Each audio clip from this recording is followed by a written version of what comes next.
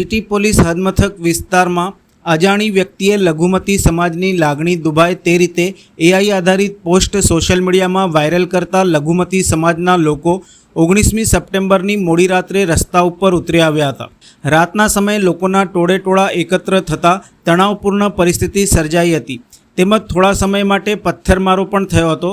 ઘટનાની જાણ થતાં પોલીસ સ્થળ ઉપર આવી પહોંચી હતી અને સ્થિતિને કાબૂમાં લીધી હતી.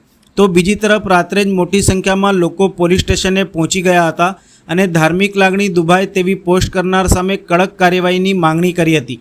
સમગ્ર મામલે સિટી પોલીસે હાલમાં એઆઈ આધારિત પોસ્ટ કરનાર આરોપીને ઝડપી પાડવા તજવીજ હાથ ધરવામાં આવી છે.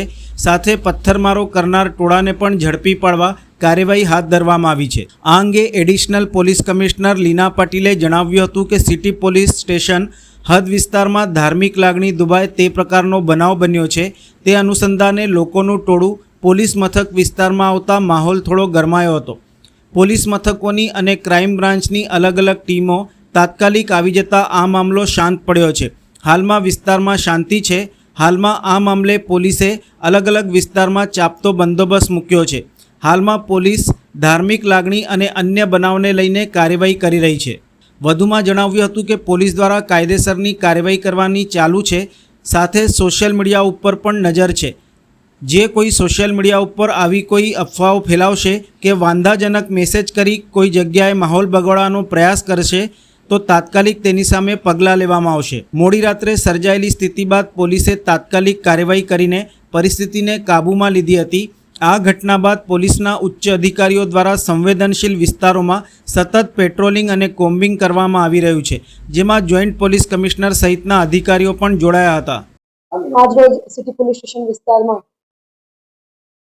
એક ધાર્મિક લાગણી દુભાવવાનો બનાવ બન્યો છે. જે અનુસંધાને એક ગ્રુપના ટોળા સિટી પોલીસ સ્ટેશન ખાતે ખૂબ મોટી સંખ્યામાં આવી ગયા હતા. જેમાં આ વિસ્તારમાં થોડો માહોલ ગરમ થયો હતો, પરંતુ પોલીસની અલગ અલગ ટીમો અને બ્રાન્ચોની ટીમો અને સિનિયર ઓફિસર્સ જગ્યા ઉપર પહોંચી ગઈને આ આખો મામલાને શાંત કરવામાં આવ્યું છે. અત્યારે હાલમાં વિસ્તારમાં શાંતિ છે.